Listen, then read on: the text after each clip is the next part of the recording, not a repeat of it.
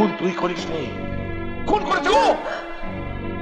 আমি চাই না আমার মেয়ের নাম বাজারে কোর্টে কাছারিতে ছড়িয়ে পড়ুক। তুমি যাকে টাকা দিয়ে কিনতে চাইছো সে কিন্তু তোমার কাছে নিজেকে বিক্রি করেনি, এই তার প্রমাণ। গুরু আবার কি হলো? ওই দেখো গুরু, গরম গরম কচুরি। বসেনি, চল। এসো না, এসো না গুরু, এসো না। আরে এসো না তুমি। মামা, তোমার কচুরি কত করে? 2 টাকা জোড়া। 2 টাকা? হ্যাঁ, এটা সোনার কচুরি। মামা, তরকারি কত করে? তরকারি ফ্রি। গুরু, তরকারি ফ্রি? হ্যাঁ। ও মামা, আমাদের দুজনকে 2 প্লেট তরকারি দাও না। হ্যাঁ। তরকারি?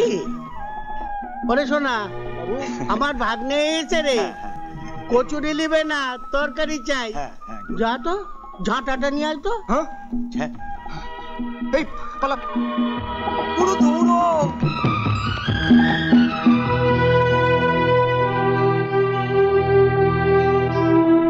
কি ব্যাপার লাবণ্য, ওর প্রেশার এত লো?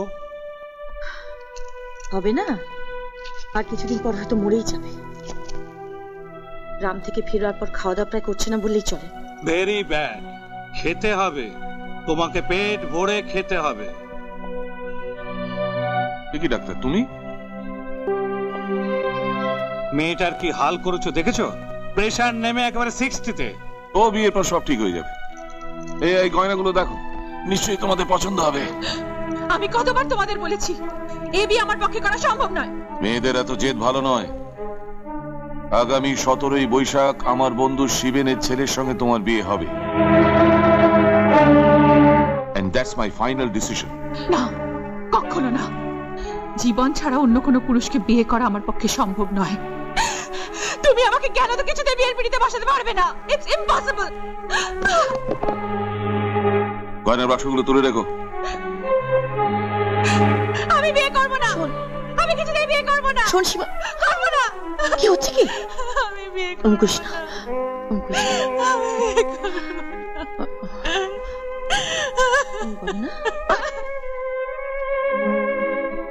না, কখনো না। জীবন ছাড়া অন্য কোনো পুরুষকে বিয়ে করা আমার পক্ষে সম্ভব নয়। তুমি আমাকে কেন তো কিছুতে বিয়ের পিড়িতে বসাতে পারবে না। It's impossible.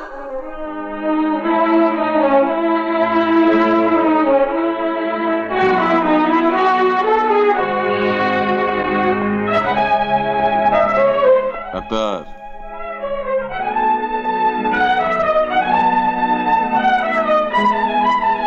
কি ব্যাপার রায় সাহেব, নিজের বাড়িতে চোরের মতো চুরুট ছেড়ে সিগারেট টানছো? বসো বসো, তোমার সঙ্গে আমার জরুরি কথা আছে। জরুরি কথা? বলো, কি কথা বলো। ভাবছি। কি ভাবছো? ভাবছি আমার বংশের সম্মান রক্ষার কথা, আমার মেয়ের ভবিষ্যৎ সুখের কথা। তোমার কথা তো আমি কিছুই বুঝতে পারছি না। দেখো ডাক্তার, এই রায় বংশের মান সম্মান স্ট্যাটাস সব সব তোমার হাতে। What do you mean? আমার মেয়ে সীমাকে একদিনের জন্য অচেতন মানে সেন্সলেস করে রাখতে হবে। হোয়াট?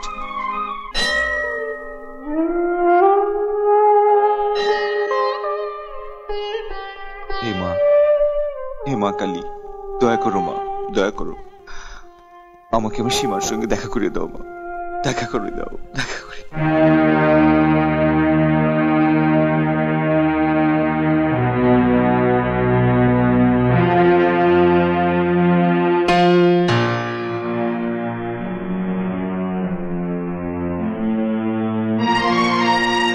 বৌদি, দাদাকে আমি অনেক বুঝিয়েছি,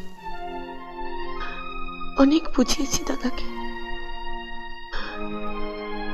কিন্তু এ বিয়ে আমি আটকাতে পারিনি।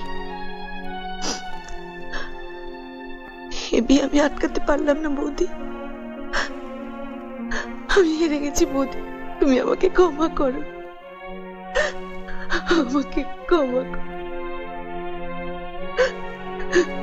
ওং এতস্मै সচ্ছাদনো অলঙ্কৃতাयै কন্যাयै নমঃ। এতে গন্ধপুষ্পে ওং এতস্मै সচ্ছাদনো অলঙ্কৃতাयै কন্যাयै। কি ব্যাপার? সীমা তখন থেকে চোখ বন্ধ করে আছু অবস্থায় রয়েছে, ব্যাপারটা কি? আরে যে মেয়েটা আধ ঘন্টা অন্তর খাবার না পেলে পাগল হয়ে যায়, সে অধিবাস থেকে এখন পর্যন্ত নির্জলা উপবাস, সে চোখ বন্ধ করে নিস্তেজ হয়ে থাকবে না তা কি করবে? তাই বলো, বুঝলে রায়, হিন্দু শাস্ত্র বড়ই কঠিন। দেখি দাদা, আমি একটু যাই।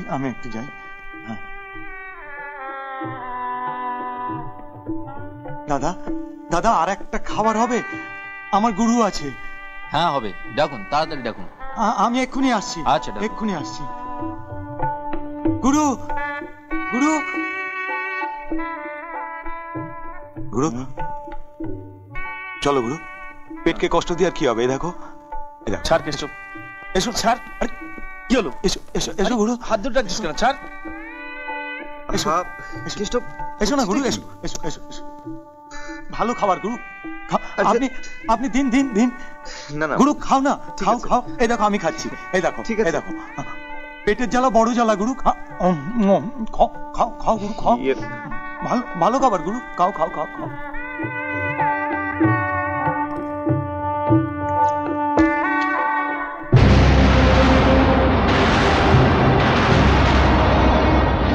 তুই এতদিন কোথায় ছিলি বাবা? তুই তো দুর্গার কাছে যাসনি। দুর্গা তো পুরীতে গিয়েছিল। তুই কি খেয়েছিলি বাবা? আমাকে বলবি না? আমি তো তোর মা।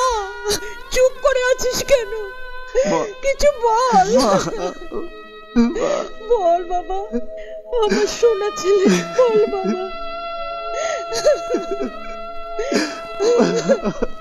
কি খবর? ওই চাষির বেটার জীবন গন্ধ শুকতে শুকতে কুকুরের মতো কলকাতা গিয়েছিল, লাত্তি খেয়ে বেটা আজই ফিরে এসছে। ওই জানোয়ারটাকে আমি ছাড়বো না। ওর জন্য এই সোনার হাঁস আমার হাত থেকে আজ পালিয়েছে। সেদিন ও আমাকে মেরেছিল, এবার আমি ওকে মারবো। হুজুর, আর ওকে কি মারবেন? ভগবানের মার, দুনিয়ার বার, আধা পাগল হয়ে গেছি। এবার আমি ওকে পুরো পাগল করে ছাড়বো। হ্যাঁ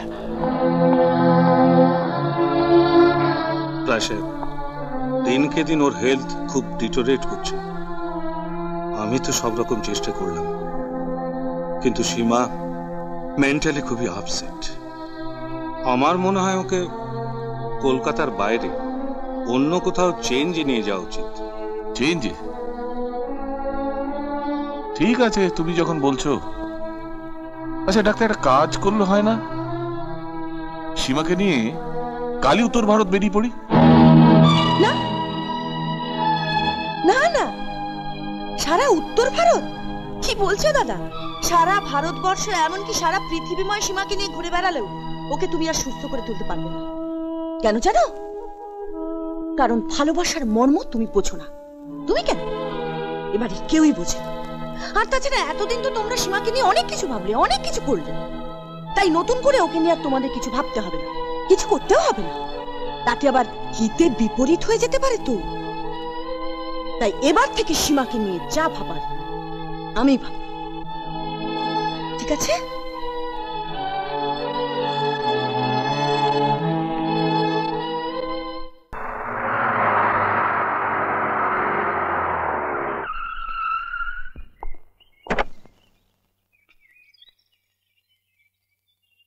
পিসিমা এই অসময়?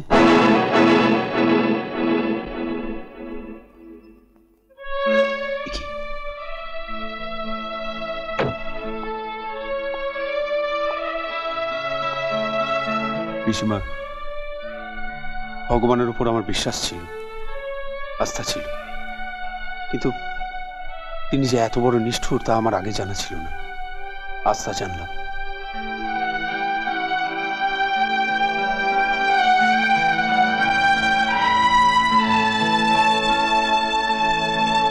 রতনবাবু, ফুলশয্যা রাতের ওই ঘটনাটার পর ও স্বাস্থ্যের যে অবস্থায় দাঁড়িয়েছিল, তাতে তো আমরা রীতিমতো ভয় পেয়ে গিয়েছিলাম।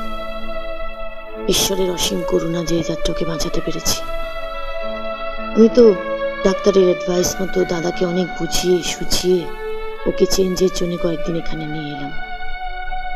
আপনি ঠিকই করেছেন পিসিমা, বুদ্ধিমতীর মতো কাজ করেছেন।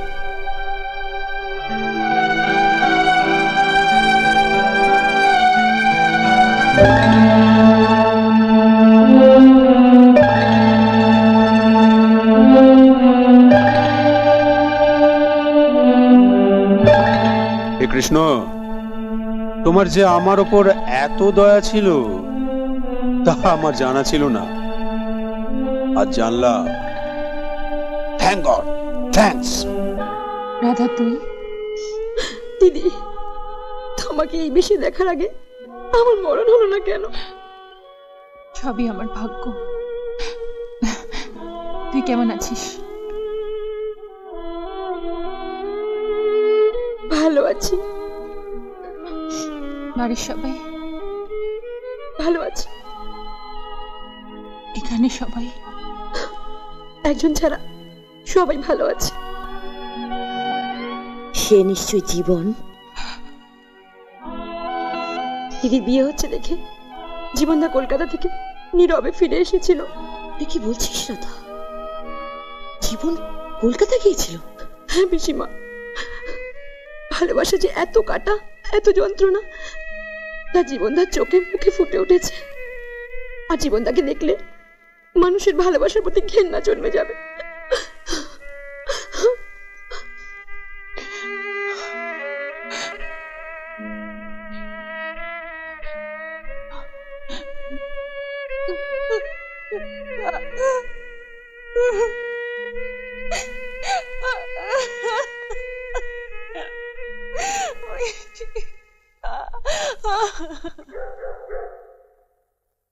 ভালোবাসা যে এত কাটা, এত যন্ত্রণা তা জীবনদার চোখে মুখে ফুটে উঠেছে। আর জীবনদাকে দেখলে মানুষের ভালোবাসার প্রতি ঘেন্না জন্মে যাবে। একে দিদিমণি, এত রাতে তুমি? রাধা, একটু বাইরে আসবি? বলো। বলছিলাম আমার একটা উপকার করে দিবি? উপকার কি বলছো? তুমি আমাকে ডাকলেই তো পারতে। তুমি এত রাতে এখানে এলে কেন? না মানে বলছিলাম যে কাল একবার বিকেলে তোর জীবনদাকে কঙ্কালীতলার মন্দিরে আসতে বলবি। ওকে আমার খুব প্রয়োজন রে। কাল ভোর হতে না হতেই আমি জীবনদার বাড়ি যাব। জীবনদাকে তোমার সাথে দেখা করতে বলবো।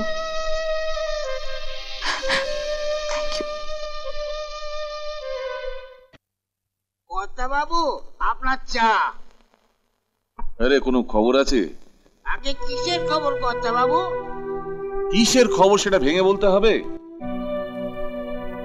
আচ্ছা দুলাল, তুই বল, অন্তত একটা চিঠি তো সে লিখতে পারতো।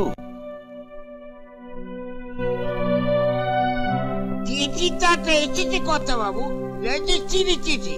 দেখি চিঠিটা দে। এই নিন।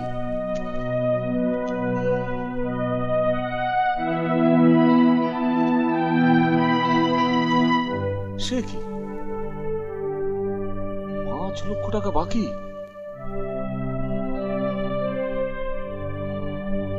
কিন্তু রায়পুরে লাস্ট ভিজিটে খাজনা বাবদ 5 লক্ষ টাকা তো আমি রতনকে দিয়েছি। তাহলে রতন কি? এই, তুই এক্ষুনি ড্রাইভারকে গাড়ি বের করতে বল, আমি রায়পুর যাব। আচ্ছা। শোন, হ্যাঁ বলুন। আর ম্যানেজার বাবুকে বলবি ব্যাংক থেকে 5 লক্ষ টাকা এক্ষুনি উইথড্র করতে। যা। ও আচ্ছা।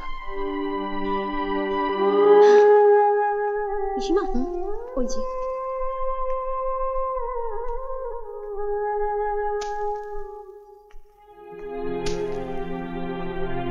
পিসিমা, ওই যে জীবনদা।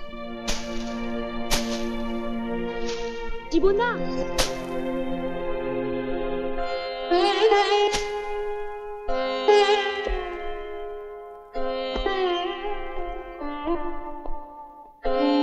রাধা, উনি কে? তোর কেউ হয়? উনি পিসিমা। নমস্কার। সীমা দিদিমণির পিসিমা। শোনো, তোমার সঙ্গে আমার কিছু কথা আছে। আমার দাদা অর্থাৎ সীমার বাবা আমার এবং সীমার ইচ্ছার বিরুদ্ধে ছল চাতুরি করে, একরকম জোর করে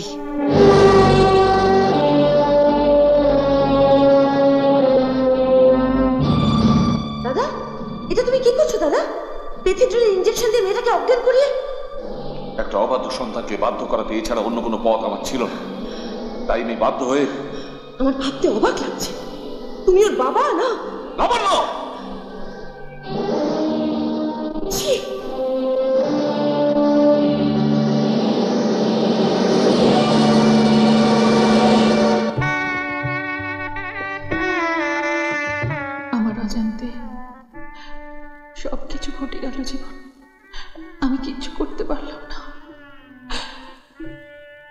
সব উলট পালট হয়ে গেল।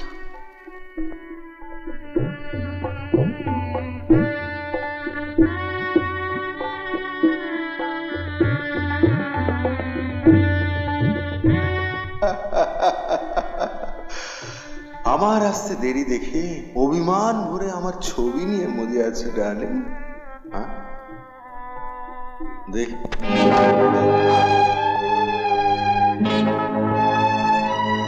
এটা কার ছবি? আমার মনের মানুষ। তাহলে আমি কে? একজন দায়বদ্ধ স্বামী। শুনুন, একজন স্বীকৃত স্বামী হিসেবে অধিকারের জোরে আজ রাতে আপনি হয়তো আমার শরীরটা পাবেন, কিন্তু আমার মন পড়ে থাকবে অনেক দূরে।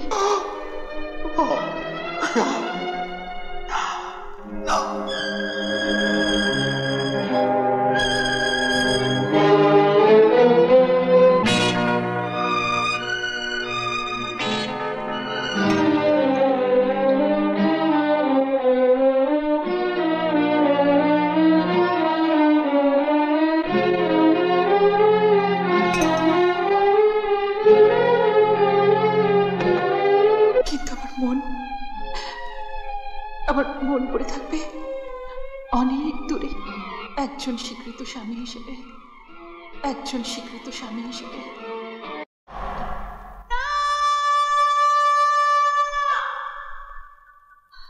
এই হলো তোমার সীমার ইতিহাস।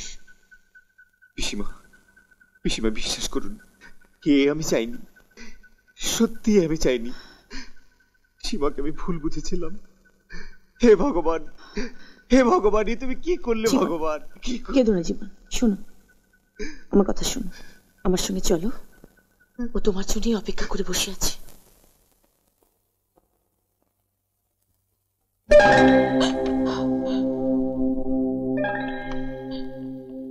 এ কি ম্যানেজার, আপনি? এই ফটোর জায়গায় তো আমার ফটো থাকা উচিত ছিল। কি বলতে চাইছেন আপনি? কাঁচা বয়স, এই বয়সে এই বেশে তোমাকে দেখতে যে আমার ভালো লাগে না। আমার বড় দুঃখ হয়, কারণ আমি যে তোমার নুন খেয়েছি। Shut up, you scoundrel! I say get out! এক্ষুনি বেরিয়ে যান। আর যদি ভালো না বেরোন তাহলে কি তবে চিৎকার করব। কিন্তু বেরিয়ে যাব বলে যে আমি এখানে আসিনি প্রাণ চুষি। আমার অনেক দিনের শখ, আমার মনের খাঁচার পাখির ডানাটাকে কেটে দিয়ে কি বলতে চাইছেন কি আপনি? তাকে আমার মনের খাঁচায় বন্ধ করে রাখি।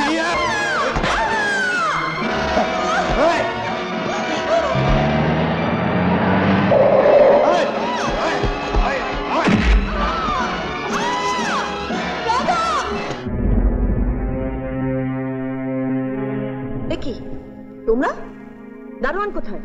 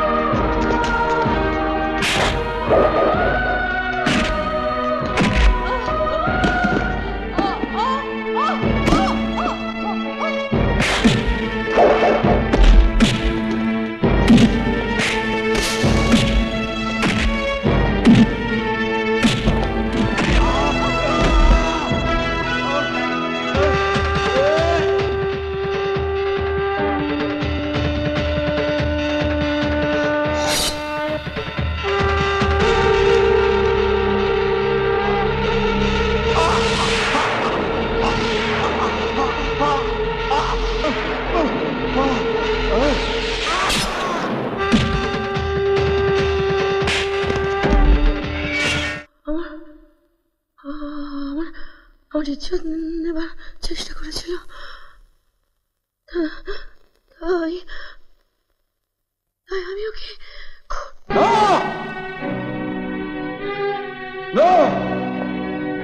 খুন তুই করিস নি, খুন করেছ। আমি চাই না আমার মেয়ের নাম বাজারে কোর্টে কাছারিতে ছড়িয়ে পড়ুক।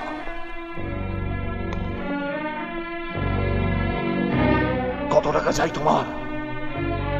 1 লাখ, 2 লাখ, 3 লাখ? এতে 5 লাখ টাকা আছে। তুমি যদি চাও আমি তোমাকে অনেক অনেক টাকা দেবো। এটাও যদি তোমার পেট না ভরে, তাহলে আমার গাড়ি বাড়ি সম্পত্তি সব তোমাকে লিখে দেবো, সব। শুধু শুধু আমার মেয়ের ভবিষ্যতের কথা ভেবে, আমার মান সম্মানের কথা ভেবে এই টাকাটা তুমি নাও। এই খুনের দায় তুমি বহন করো জীবন। আমাকে তুমি বাঁচাও জীবন, আমার মেয়েকে তুমি বাঁচাও। মিলর্ড, ডক্টরস রিপোর্টে পরিষ্কারভাবে লেখা আছে Shri Ratan Das is heavily injured, অর্থাৎ তার শরীরে 22টি সেলাই করতে হয়েছে এবং শ্রী রতন দাসের ব্যাকবোন ভেঙে টুকরো টুকরো হয়ে গেছে। মিলর্ড, এখন একমাত্র ভগবান ভরসা, শ্রী রতন দাস বাঁচবে না মরবে। তাই মহামান্য বিচারপতির কাছে আমার একান্ত অনুরোধ, মহামান্য বিচারপতি যেন সব দিক বিচার বিবেচনা করে এই জীবন দাসকে নজিরবিহীন ভারতীয় দণ্ডবিধির 302 ধারা মতে কারাদণ্ডে দণ্ডিত করেন। That's all milord. তোমার এগেইনস্টে এই যে চার্জ, যেটা পিপির কাছে এই মাত্র শুনলে, সেই সম্পর্কে তোমার কিছু বলার আছে? না জোসেফ। তাহলে তুমি তোমার দোষ স্বীকার করে নিচ্ছ?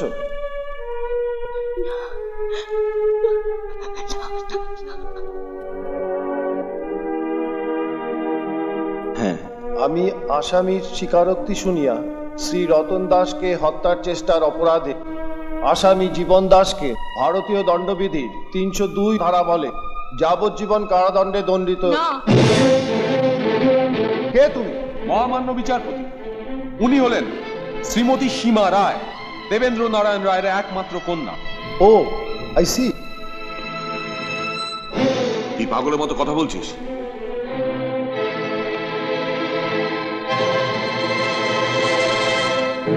মিলর্ড, তোমার যদি কিছু বলার থাকে উইটনেস বক্সে গিয়ে বলতে পারো।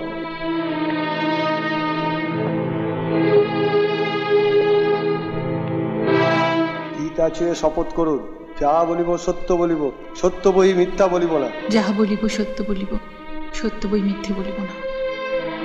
মিলর্ড, রতন দাসকে খুন করার চেষ্টা আমি করেছিলাম। না না জোসেফ, না।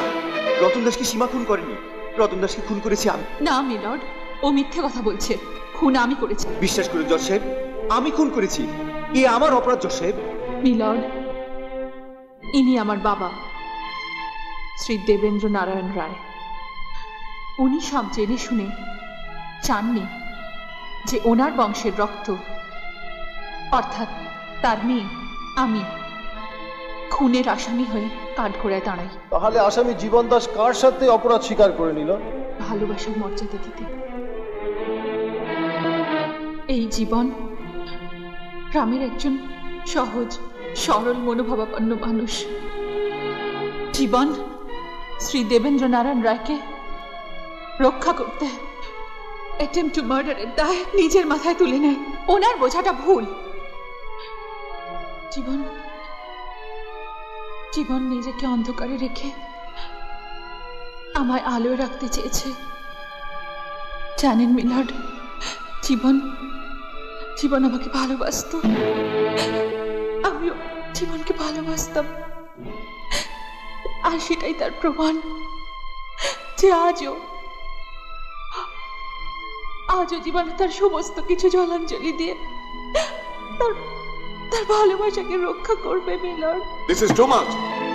নিজেকে আর বিক্রি করো না, নিজেকে আর ছোট করো না। Don't shout, this is court. Be seated. Milord, Shrimati Seema Roy কোর্টে দাঁড়িয়ে সিন ক্রিয়েট করে আজ যে সমস্ত কথা উনি বললেন তাহা যে সম্পূর্ণ সত্য তার কি প্রমাণ আছে মিলর্ড? প্রমাণ? এরপরেও আপনার প্রমাণ চাই জজ সাহেব? সেই রাত্রে আমি আমার সতীত্ব বাঁচাতে গিয়ে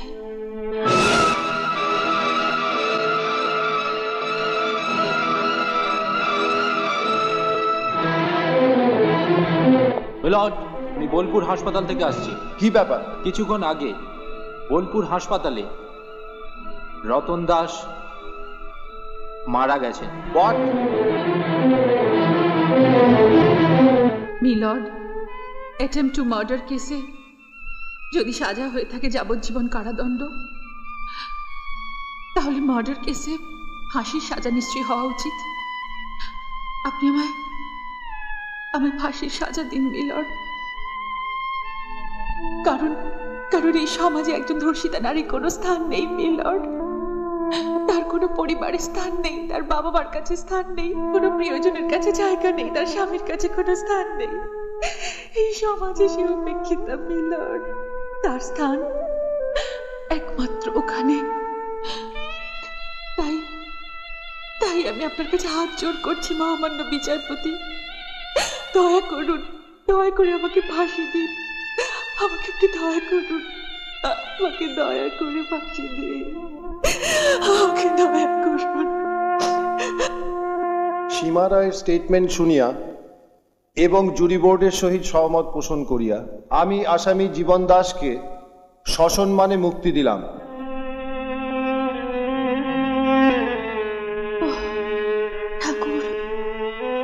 এবং কোর্ট আরো এই সিদ্ধান্তে উপনীত হইল যে শ্রীমতী সীমা রায় নিজের আত্মরক্ষার্থে সেই মুহূর্তে শ্রী রতন দাসকে আঘাত করে এবং ভগবানের অদৃশ্য খেলায় শ্রী রতন দাস কিছুক্ষণ আগে হসপিটালে মারা যায়। আমি সমস্ত কিছু বিচার বিশ্লেষণ করে শ্রীমতী সীমা রায়কে ভারতীয় দণ্ডবিধির 302 ধারা থেকে অব্যাহতি দিলাম। অনেক হয়েছে, এবার চলো। ড্রাইভার সোজা কলকাতা চলো। দাঁড়াও দাদা, আমি তোমাকে যেতে দেব না। লাবণ্য, আর যদি যেতেই হয় আমার বুকের ওপর দিয়ে গাড়ি চালিয়ে তবেই তুমি যেতে পারবে। কি পাগলামো করছো? পাগলামো আমি করছি না দাদা, পাগলামো করছো তুমি। তোমার এত বড় সাহস? আমি পাগলামি করছি? হ্যাঁ করছো। মিথ্যে অহংকারে তোমার বিচার বিবেচনা, তোমার জ্ঞান সম্পূর্ণ লোপ পেয়ে গেছে। তোমার চোখ নষ্ট হয়ে গেছে দাদা। লাবণ্য, আস্তে আস্তে আস্তে। তুমি তো বিরাট ব্যবসাদার, হিরে মুক্তো সোনা গয়না এতদিন অনেক বেচা কেনা করেছো, কিন্তু কোষ্টি পাথরে যাচাই করে আসল সোনা তুমি চিনতে পারোনি। কারণ আসল সোনা তুমি চেনো না, আমি চিনি। আমি তাই এই ভুল তোমাকে আমি আর কিছুতেই করতে দেবো না দাদা। তুমি যাকে টাকা দিয়ে কিনতে চাইছো সে কিন্তু তোমার কাছে নিজেকে বিক্রি করেনি,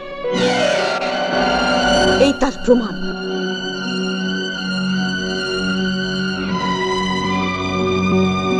কারণ তার অনেক আগেই সে বিক্রি হয়ে গেছে তার ভালোবাসার কাছে। লাবণ্য,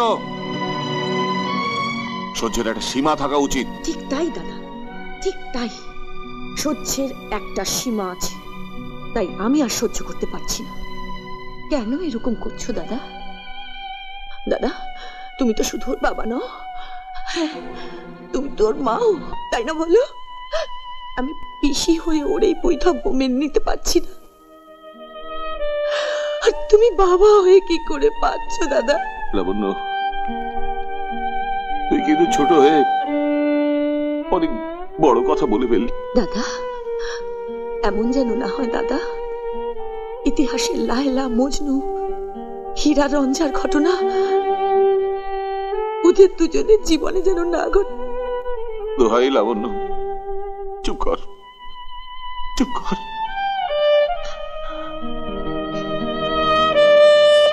আয় মা, এসো জীবন।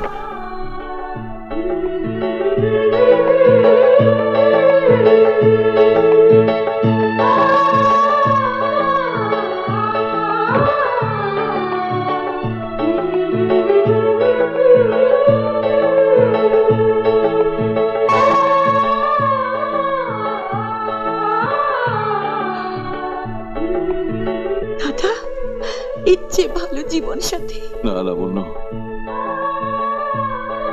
এরা শুধু এই জীবনের সাথী নয়, এরা জনম জনমের সাথী। হ্যাঁ,